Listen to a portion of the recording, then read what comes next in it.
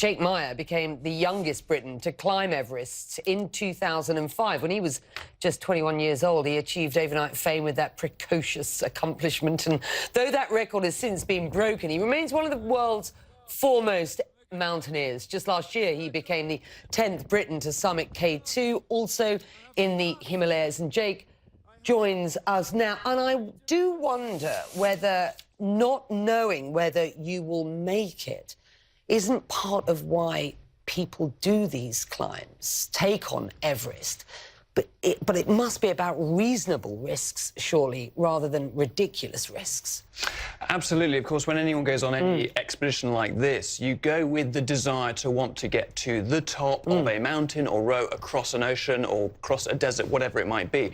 But it's also about recognizing that an adventure, by definition, is something with an unknown outcome. Sure. Yeah. And you've got to be willing to take that risk of unsure return. Now, of course, the point of view of oh, I want to come back, we want to come home safe, has to be number one, has to be the focal point of why you do these things. Let's talk about what you've brought in, because I think this is fascinating.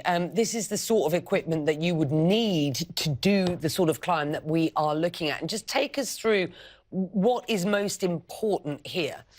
Absolutely. So when you're doing high-altitude 8,000-metre peak climbing, you are almost as close to being an astronaut as you can be whilst having your feet on terra firma. You are pretty much completely covered up.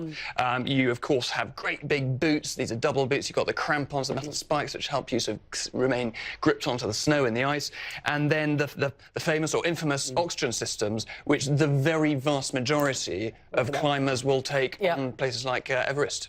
And we were listening to the report just there and talking about, you know, we've heard now for days as these stories are developing about the lack of oxygen up there. I mean, you know, walk me through this.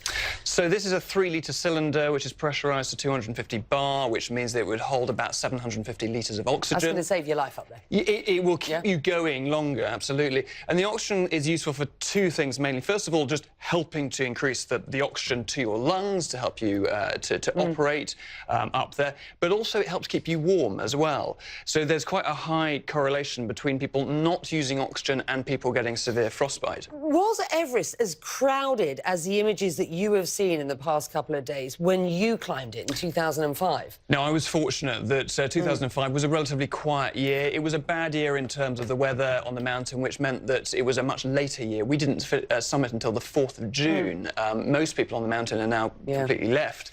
So we were several weeks afterwards. CNN spoke to people at base camp who shared their concerns about inexperienced climbers. I just want you to have a listen to this, and then we'll discuss. There were people, I felt really sorry about them because they were super slow. They didn't have much techniques about mountains.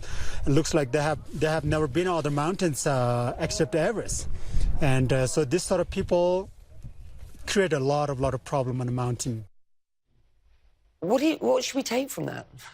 Well, I think that is the main thing about Everest is not the place to go and learn to climb. You know, there are many other amazing... I've done Kilimanjaro. Exactly. That was a good one to learn to climb on.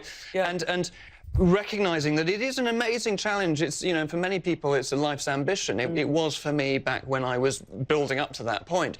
And so you shouldn't take away from the fact of people wanting to do it. Many won't. But several people will want to do it. But it's about recognising what is required to build up to that, the training, the experience, that ultimately when you're on the mountain, you need to be in a position where you don't have to rely on anybody else. You may be part of a team, you may have Sherpas with you, but what happens if they're not there? What happens if you're by yourself? Can you change your oxygen cylinder? Can you make sure your crampons are on the right feet, which is one of the awful things you hear about, you know, people not being able to abseil, do basic knots. What you achieved, it was phenomenal and remains phenomenal. And I know you go on and do other sort of incredible things. But at the age of 21, just finally, how did it feel? I remember when I got to the top of Kilimanjaro and I sort of ran down and was pretty sick on my way down. I remember feeling I could do anything after that.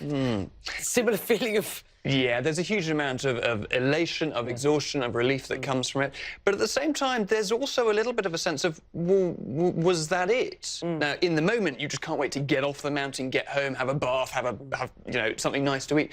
But there is that sense of, is this... What have I found at the top of a mountain? Have I found myself? Have I found some higher being? And for me, it just was a case of, now I want to do something bigger and better. You know, what's the next thing? Right. Well, and you will continue, I know. Thank you very much indeed.